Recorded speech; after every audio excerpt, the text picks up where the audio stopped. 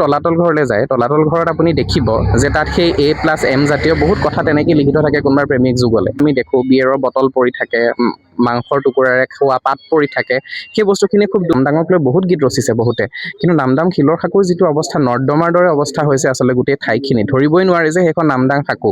গতিকে সেইখিনিয়ে খুব দুখ দিয়ে। গতিকে মই গোটেইখিনিক লৈ পেলাই লিখিছিলোঁ যে নিৰ্বাচনো যিহেতু আহি আছে, গতিকে কোন জিকে কোন হাৰে আমি নাজানো, কিন্তু যিয়ে জিকে চৰকাৰ হওক স্থানীয় বিধায়ক হওক সকলোৱে যিখিনি সম্পদ আছে তাৰ মূল্যখিনি বুজক। বহু ঠাইত এনেকুৱা আছে য'ত বহু বেছি বস্তু নাই, কিন্তু যিখিনি আছে তেওঁলোকে সেইখিনিৰ আৰু ইয়াত যেতিয়া আছোঁ, আগতে শিৱসাগৰ আহিছোঁ ফুৰিবলৈ আহোঁ, ফুৰোঁ দিনটো ফুৰোঁ বা এদিন থাকি পেলাই গুচি যাওঁ, কিন্তু এতিয়া যেতিয়া শিৱসাগৰীয়া হিচাপে আছোঁ ইয়াৰ বহুত বস্তু চকুত পৰিছে। মই গৌৰীসাগৰত থাকোঁ, গৌৰীসাগৰৰ অৱস্থাৰ কথাটো নতুনকৈ ক'বই নালাগে, কিন্তু মই ক'ব খুজিছোঁ যে গৌৰীসাগৰ পুখুৰীটো যেতিয়া আমি যাওঁ, আমি সকলোৱে জানো যে সেইটো ফুলেশ্বৰী কুঁৱৰীয়ে খন্দাইছিলে, কিন্তু সেই গৌৰীসাগৰ পুখুৰীৰ পাৰৰ যিখিনি লেতেৰা অৱস্থা আমি দেখোঁ, বিয়েৰৰ বটল পৰি থাকে, মাংসৰ টুকুৰাৰে খোৱা পাত পৰি থাকে, সেই বস্তুখিনি খুব দুখ দিয়ে আচলতে। যে ইমান এটা ঐতিহাসিক এখন ঠাই, তাৰপিছতো সেই মানুহখিনি ঠিক আছে পিকনিক খাবলৈ আহিছে, ফূৰ্তি কৰিছে, ব্যক্তিগত কথা কৰিব পাৰে, কিন্তু সিমানখিনি দায়বদ্ধতা মানুহৰ কিয় নাই যে সেই খোৱা পাত বিয়েৰৰ বটলটো তাত পেলাই গৈছে। ঠিক সেইদৰে আপুনি যদি তলাতল ঘৰলৈ যায়, তলাতল ঘৰত আপুনি দেখিব যে তাত সেই A+M জাতীয় বহুত কথা তেনেকৈ লিখিত থাকে কোনোবাৰ প্ৰেমিক যুগলে।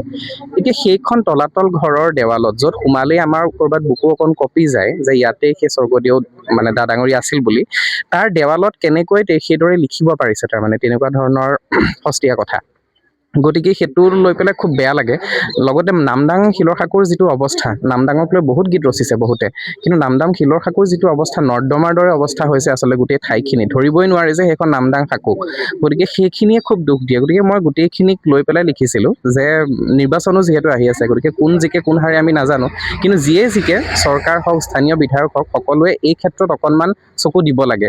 আৰু লগতে কেৱল চৰকাৰে কৰিলেই নহ'ব, কাৰণ মানুহৰো কৰণীয় আছে, স্থানীয় মানুহখিনিয়ে হওক বা ইয়াত যিসকল ফুৰিবলৈ আহে পৰ্যটকসকল, সেইকাৰণে সকলোকে মই অনুৰোধ জনাইছিলোঁ যে কেৱল শিৱসাগৰত ফুৰিবলৈ নহয়, অনুভৱ কৰক।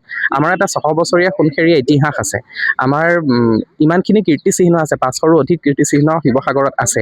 সেইখিনি যদি আমি সংৰক্ষণ কৰিব নোৱাৰোঁ, তেতিয়াহ'লে ইতিহাসে আমাক ক্ষমা কৰিব জানো? গতিকে সেইখিনিক অনুৰোধ জনাই পেলাই মই পোষ্ট লিখিছিলোঁ।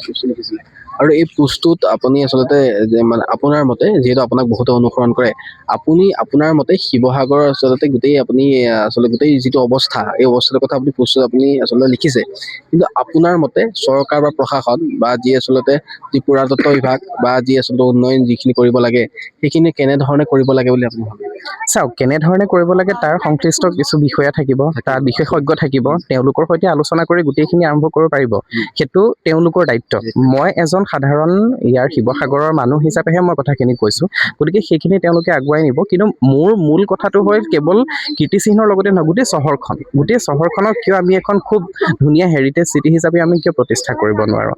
শিৱসাগৰলৈ সোমাই আহিয়ে যাতে মানুহৰ এটা বেলেগ ধৰণৰ অনুভৱ হওক, ইয়ালৈ যে বিৰক্তি নাহক। গতিকে এতিয়া সেই তলাতল ঘৰৰ সন্মুখৰ যিখন ফিল্ড আছে তাত জাবৰৰ দম কেতিয়াবা পৰি থাকে, খুব লাজ লাগে বাহিৰৰ মানুহ যেতিয়া আহে।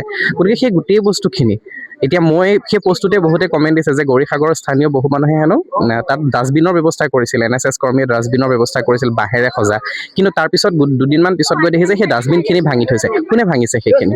গতিকে সেই গোটেইখিনিক লৈ পেলাই যে এজন দুজন মানুহৰ নহয়, এটা সামগ্ৰিক এটা প্ৰচেষ্টা হ'ব লাগিব যে আমি ঠাইখন ধুনীয়া কৰা। গতিকে সেইটো অনুৰোধ জনাইছোঁ মই।